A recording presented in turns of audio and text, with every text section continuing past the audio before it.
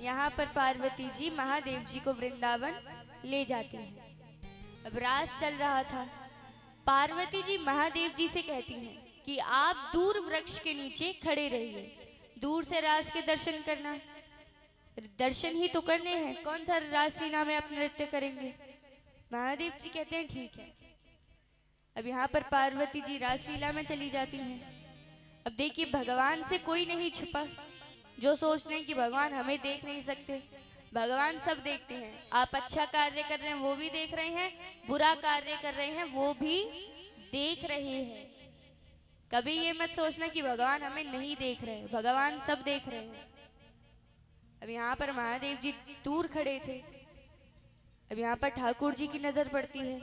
ठाकुर जी सोचते हैं ये कौन सी हट्टी गट्टी गोपी आ गई है, पहली बार देख रहा हूँ, आज तक तो देखी नहीं। अब ठाकुर जी से कोई गोपी छुपी है, कैसे छुप जाएगी। ठाकुर जी सोच रहे हैं ये कौन सी गोपी आ गई। ठाकुर जी जाते हैं। ठाकुर जी कहते हैं गोपी, रे गोपी तेरो नाम का है, कौन से गांव से आई है।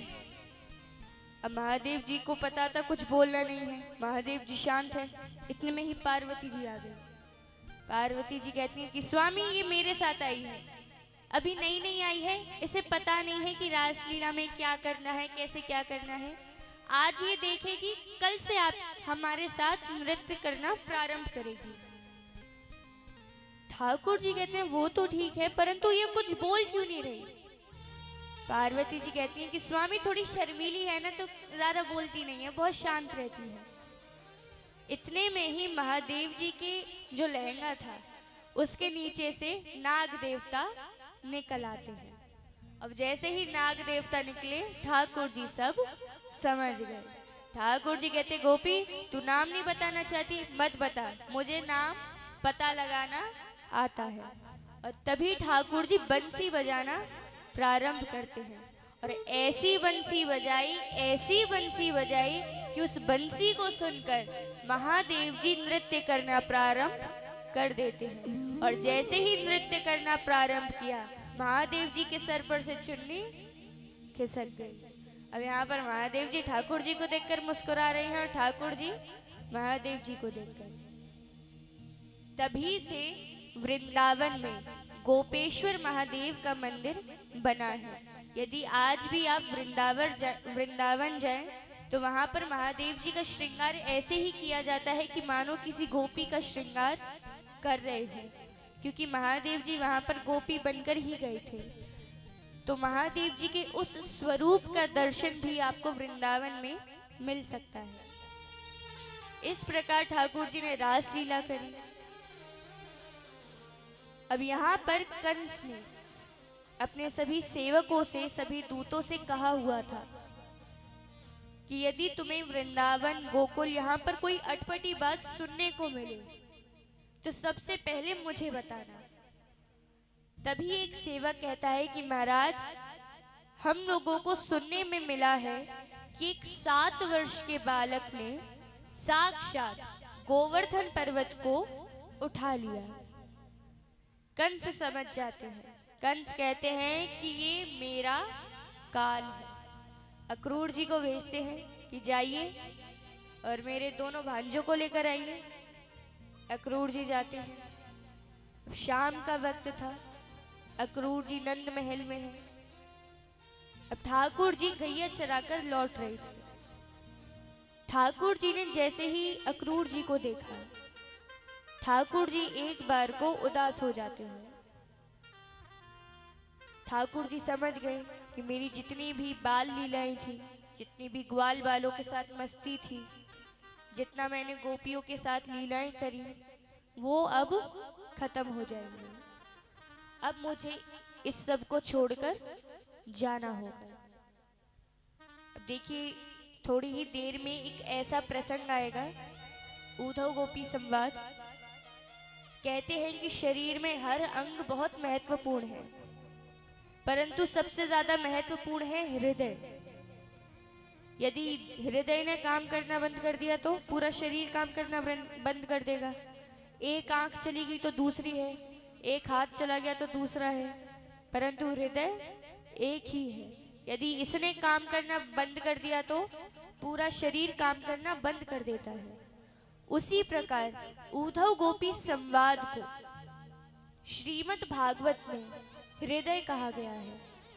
यदि उद्धव गोपी संवाद को आप ध्यान से सुनते हैं तो आपने श्रीमद् भागवत का जो हृदय है उसे ध्यान पूर्वक सुना है।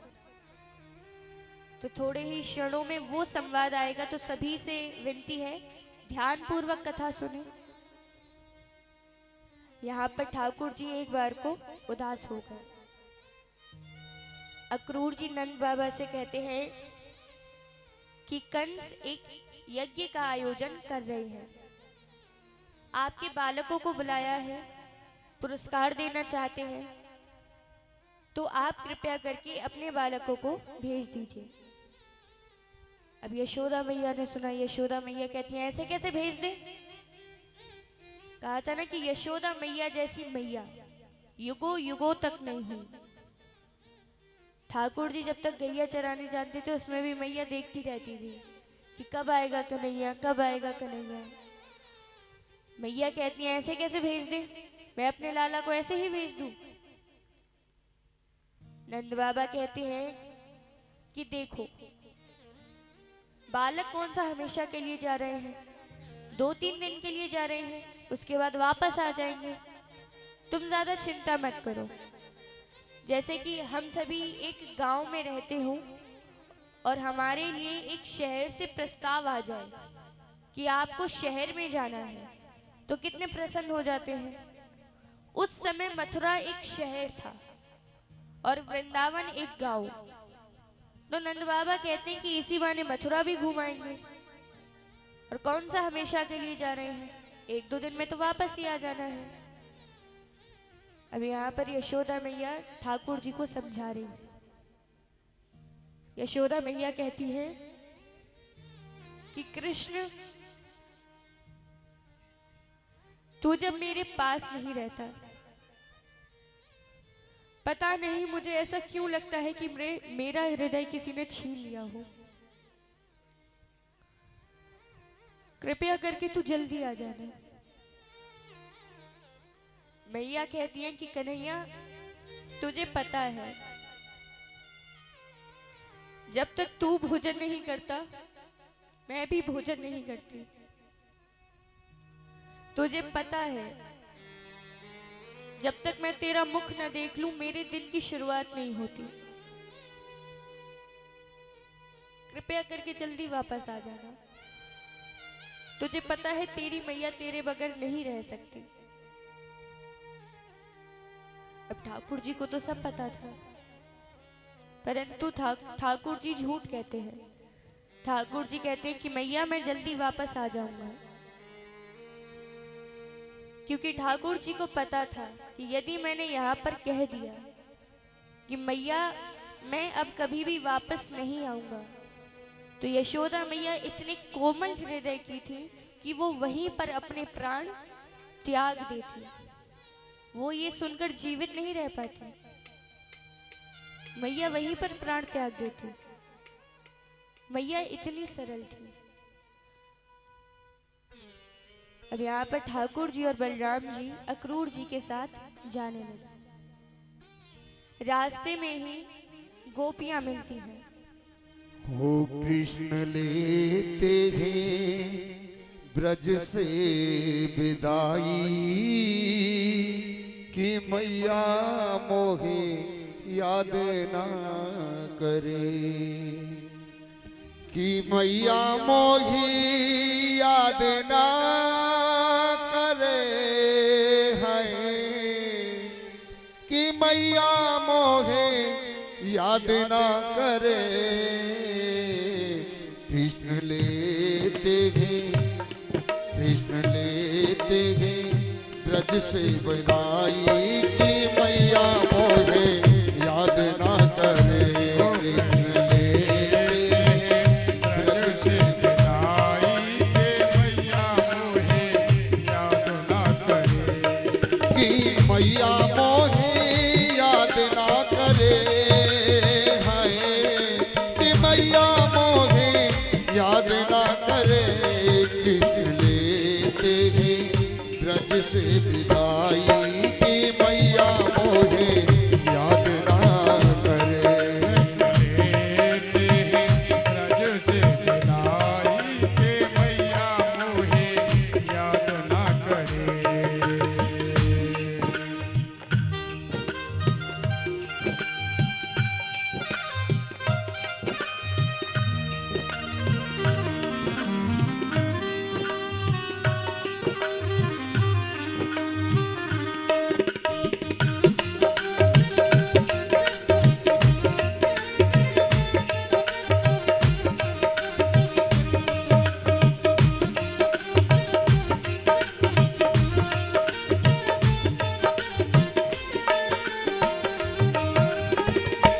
धनुष यज्ञ की आई है खबरिया, जाना है मुझको मथुरा नगरिया। धनुष यज्ञ की आई है खबरिया, जाना है मुझको मथुरा नगरिया। ओ धनुष यज्ञ की आई है खबरिया, जाना है मुझको मथुरा नगरिया। जाना है मुझको मथुरा नगरिया, जाना है मुझको मथुरा नगरिया। कोई कैसे सहे ये जुदाई की मैया मुझे याद ना करे। कृष्ण लेते हैं ब्रज से विदाई, के मैया मोहे याद न करे। कि मैया मोहे याद ना करे। हाय कि मैया मोहे याद ना करे। कृष्ण लेते हैं ब्रज से विदाई, कि मैया मोहे याद ना करे। लेते हैं ब्रज से विदाई, के मैया मोहे याद न करे।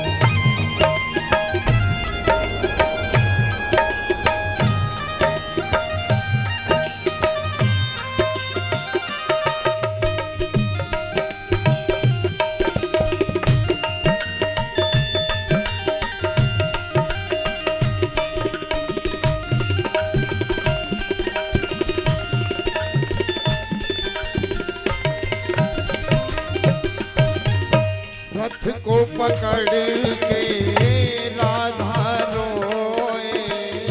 रथ को पकड़ के राधा रोई, वो सखिया आकर राता रोगे।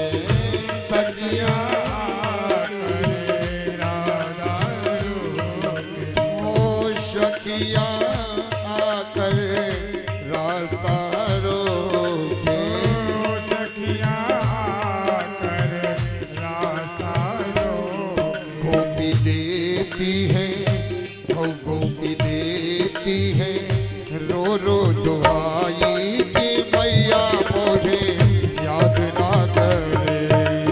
लेते हैं ब्रज से विदाई, के मैया मोहे याद न करे। वो कृष्ण लेते हैं ब्रज से विदाई, कि मैया मोहे याद ना करे। लेते हैं ब्रज से विदाई, के मैया मोहे याद न करे। कि मैया मोहे याद ना करे। हाय कि मैया मोहे याद ना करे। कृष्ण लेते हैं ब्रज से विदाई, कि मैया मोहे याद ना करे। लेते हैं ब्रज से विदाई, के मैया मोहे याद न करे।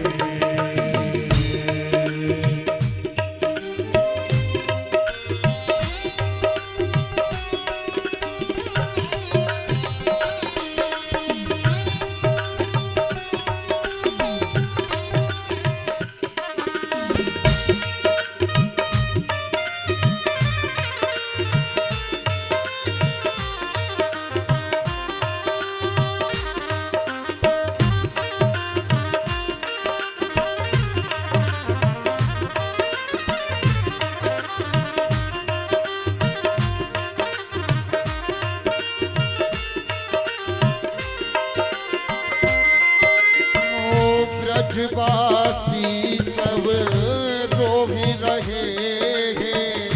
ब्रजवासी सब रोए रहे हैं। ब्रजवासी सब रोहि रहे हैं। ब्रजवासी सब रोए रहे हैं। गैया बछड़ा भी रोहि रहे हैं। गैया बछड़ा भी रोए रहे हैं।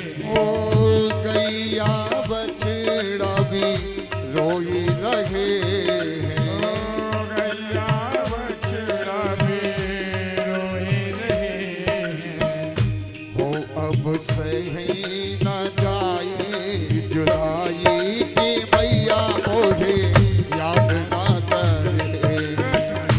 लेते हैं ब्रज से विदाई के मैया मोहे याद न करे। कृष्ण लेते हैं ब्रज से विदाई की मैया मोहे याद ना करे। कृष्ण लेते हैं ब्रज से विदाई के मैया मोहे याद ना करे।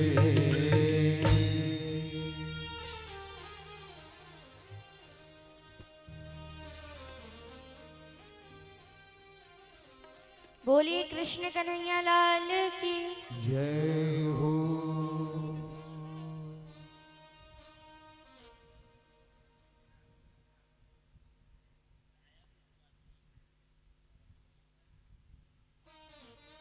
आइए कथा में प्रवेश करते हैं। यहाँ पर ठाकुर जी और बलराम जी अक्रूर जी के साथ रथ पर बैठकर चलने लगे। आगे ही गोपियां मिलती हैं। गोपियों को जैसे ही पता लगा कि कृष्ण जा रहा है, गोपियां बीच रास्ते में लेट गई। गोपियां अक्रूर जी से कहती हैं कि यदि आपको कृष्ण को हमसे दूर ले जाना है तो हमारे ऊपर से रथ चलाकर ले जाइए। ठाकुर जी उतरते हैं। ठाकुर जी कहते हैं ये क्या कार्य कर रही हो आप सब। गोपियां कहती हैं कि कृष्ण तुम हमसे दूर चले जाओगे, हम कैसे रहेंगे। ठाकुर जी कहते हैं कि यदि तुम चाहती हो कि मैं तुम्हारे पास रहूं तो मैं रह लूंगा, परंतु हाँ ये याद रखना कि यदि मैं तुम लोगों से दूर नहीं गया तो मुझे बड़ा कष्ट होगा। क्यों? क्योंकि मैं जो कार्य करने जा रहा हूं वो बहुत ही महत्वपूर्ण है। गोपियां कहती हैं कि कृष्ण हम तो चाहते ही हैं कि तुम्हारे सारे दुख, तुम्हारी सारी पीड़ाएं हमें मिल जाएं, और यदि तुम्हें कष्ट होगा तो तुम जाओ, परंतु ये याद रखना कि हम ब्रजवासियों का दिन तुम्हें देखे बिना शुरू नहीं होता, तो कृपया करके जल्दी वापस आ जाना। ठाकुर जी रथ में बैठे। आगे ही मिलती है राधा रानी। राधा जी कुछ कह नहीं रहे। राधा जी शांत है। ठाकुर जी उतरते हैं। ठाकुर जी राधा रानी से कहते हैं कि राधे, तुम्हें तो सब पता है कि मैं क्यों आया था, और मुझसे ज्यादा तुम्हें पता है कि पृथ्वी पर आने का मेरा कारण क्या था। जैसा कि हम लोग शास्त्रों में भी पढ़ते हैं कि ठाकुर जी पृथ्वी पर अवतार क्यों लेते हैं। जब जब होई धर्म की हानि, बाढ़हि असुर महाअभिमानी, तब तब धरी प्रभु विविध शरीरा, हरि हम कृपा निधि सज्जन पीरा। जब धर्म की हानि होती है, धर्म संकट में जाता है, तब ठाकुर जी अवतार लेते हैं। तो ठाकुर जी कहते हैं कि अब मेरा वो समय आ चुका है, जिस कार्य के लिए मैं आया था अब मुझे वो कार्य करना है। राधा जी कहती हैं कि मैं आपको रोक भी नहीं रही, परंतु एक बात बताइए, यदि आप यहां से चले जाएंगे तो हम सब करेंगे क्या। ब्रजवासी कहते हैं, राधा रानी कहती हैं कि कृष्ण, हम लोग तो केवल आपकी वजह से ही जी रहे हैं। हमें तो लगता है कि सुबह होगी कृष्ण से मिलेंगे, कृष्ण माखन चुराएगा, कृष्ण ये करेगा, कृष्ण वो करेगा। यदि आप ही चलेंगे तो हम सब करेंगे क्या? हमारे पास कार्य बचेगा क्या? तब ठाकुर जी राधा रानी को अपनी बंसी देते हैं। ठाकुर जी को सबसे ज्यादा प्रेम अपनी बंसी से है। ठाकुर जी खुद सोते, साथ में बंसी को भी सुलाते। ठाकुर जी यदि खुद का श्रृंगार हो रहा है, मैया यशोदा खुद का श्रृंगार कर रही हैं, ठाकुर जी का कर रही हैं, तो ठाकुर जी अपनी बंसी का श्रृंगार भी करते हैं। ठाकुर जी को अपनी बंसी बड़ी प्रिय है। तब ठाकुर जी अपनी बंसी राधा रानी को देते हैं और कहते हैं कि तुम ये मत सोचना कि मैं इस बंसी को वापस लेने नहीं आऊंगा, मैं आऊंगा, तब तक ये तुम्हारे पास है, तुम इसे ही कृष्ण समझो। तब ठाकुर जी रथ पर बैठकर बढ़ने लगे। आगे ही कुछ ग्वाल बाल मिलते हैं। ग्वाल बालों ने कहा कि कृष्ण तुम मथुरा घूमने जा रहे हो, हमें नहीं बताया, हम भी चलेंगे। ठाकुर जी कहते हैं कि चलो यदि चलना है तो सभी लोग मथुरा के लिए निकल जाते हैं। यहाँ पर ठाकुर जी ने मथुरा में प्रवेश किया। जैसे ही प्रवेश किया, जितने भी ग्वाल बाल थे वो ठाकुर जी से कहने लगी कि कृष्ण पहले बताना था ना कि राजमहल में जाना है। हम तो वस्त्र भी ऐसे रोज की पहनाए हैं, हमारे पास अच्छे वस्त्र नहीं। ठाकुर जी कहते हैं चिंता क्यों कर रहे हो, वस्त्र ले लेते हैं। ठाकुर जी अब वस्त्र खरीद रहे हैं। अब यहाँ पर ठाकुर जी जिस जिस व्यक्ति के पास जा रहे हैं उस व्यक्ति का उद्धार होता जा रहा है। उद्धार अर्थात उसे भगवान का धाम ही मिलेगा। जब अंतिम वक्त आएगा उस व्यक्ति को भगवान का धाम मिलेगा। यहाँ पर ठाकुर जी एक वस्त्र, यहाँ पर एक धोबी के पास जाते हैं। धोबी से कहा कि अरे भैया थोड़े वस्त्र मिल जाएंगे। धोबी कहता है कि तुम लोग जानते नहीं, मैं क्या तुम्हें साधारण धोबी नजर आ रहा हूँ? राजमहल का धोबी हूँ। ठाकुर जी कहते हैं तुम हो राजमहल के धोबी? तुम्हें तो राम अवतार से ढूंढ रहा हूं मैं। धोबी के कारण ही सीता मैया गई थी। तब ठाकुर जी धोबी का उद्धार करते हैं, वस्त्र ले लिए। अब देखिए राजा महाराजा कैसे होते हैं, हट्टे गट्टे हष्ट पुष्ट। ग्वाल वाले बेचारे से बालक हैं, सूखे पाके से हैं, तो वस्त्र बहुत ढीले हैं। अब यहाँ पर ग्वाल वाल कहते हैं कि कृष्ण ये कैसे वस्त्र हैं, इनमें तो हमारे जैसे 4 बालक समा जाए। तब ठाकुर जी दर्जी के पास जाते हैं। दर्जी के पास गए, वस्त्र अपने जैसे थे वैसे कराए। उसके बाद ठाकुर जी ग्वाल बालों से कहते हैं कि अब तुम्हें और क्या चाहिए। यहाँ पर कहते हैं सभी ग्वाल बाल कि कृष्ण थोड़ा सा चंदन मिल जाता है, चंदन से शोभा बढ़ जाती है आपकी। यदि आप चंदन लगाते हैं तो आपका मस्तक जो है अलग से ही चमकता है। फिर आप लगते भी ऐसे हैं कि कितने साधारण से, कितने भक्ति भाव वाले व्यक्ति हैं। अब वो हो या ना हो, परंतु चंदन लगाने से लगता है। तो यहाँ पर सभी ग्वाल बाल कहते हैं कि कृष्ण थोड़ा चंदन मिल जाता। ठाकुर जी कहते हैं रुको। वहीं से एक स्त्री जा रही थी। स्त्री का नाम क्या था? क्या नाम था? कुब्जा। ये कुब्जा कौन है? बताया गया है कि त्रेता युग में ये कुब्जा थी शूर्पणखा। शूर्पणखा त्रेता युग में ठाकुर जी के पास अलग से रूप